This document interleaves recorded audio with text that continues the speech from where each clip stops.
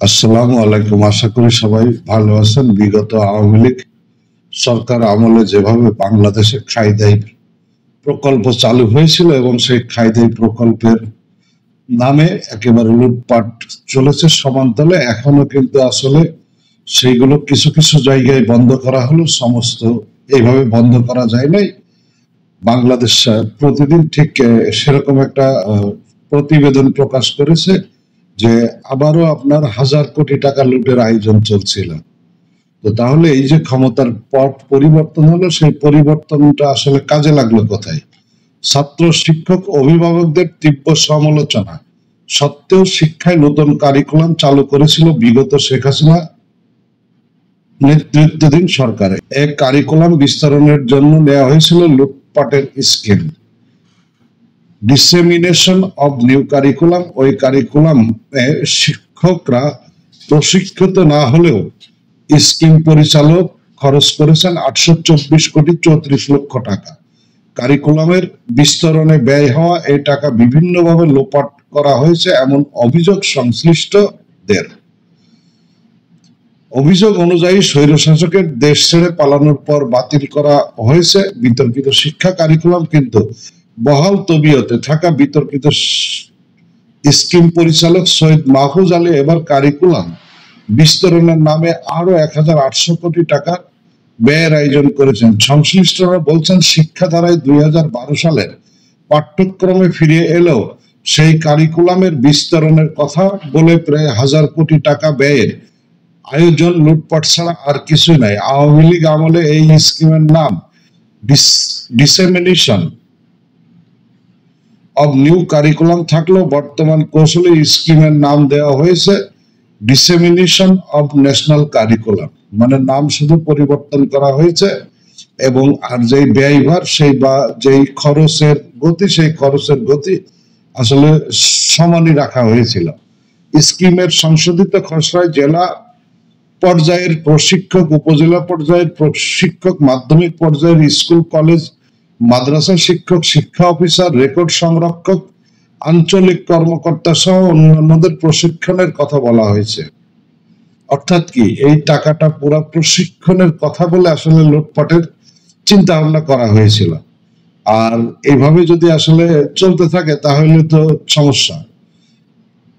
এছাড়া শিক্ষা মন্ত্রণালয়, শিক্ষা অধিদপ্তরের কর্মকর্তা সহ সংশ্লিষ্টদের আবাসিক ওরিয়েন্টেশন সহ বিভিন্ন খাতে বড় অঙ্কের ব্যয়ের প্রস্তাবনা আনা হয়েছে।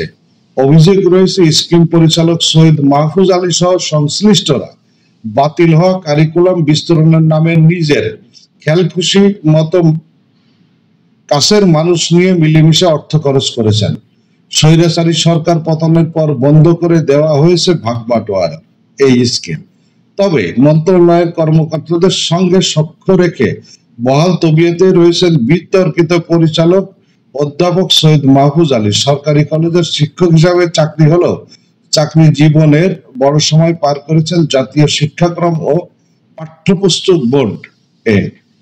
দীর্ঘদিন চাকরি জীবনের পর তাকে একটি কলেজে বদলি করা হলেও তিনি আওয়ামী লীগের তৎকালীন প্রভাবশালী এক নেতার মাধ্যমে তদবির করে এই স্কিমের পরিচালক পদ বাগিয়ে নেন। আগের কারিকুলাম বাতিলের পর এই স্কিমের 12 কর্মকর্তা ও 7 কর্মচারী এখনো তেমন কোনো কাজ নেই। মানে এই স্কিমের যে 12 কর্মকর্তা 7 কর্মচারী রয়েছে তাদের এখন আসলে সেরকম কোনো কাজ নেই, তাই অনেকে অফিসেও থাকেন না, অথচ তাদের বেতন ভাতা বাবদ সরকারের প্রতি মাসে ব্যয় হচ্ছে লাখ লাখ টাকা। কাজ না থাকা শিক্ষা ক্যাডারদের সরকারি কলেজগুলোই পদায়নের দাবি জানিয়েছেন সংশ্লিষ্টরা।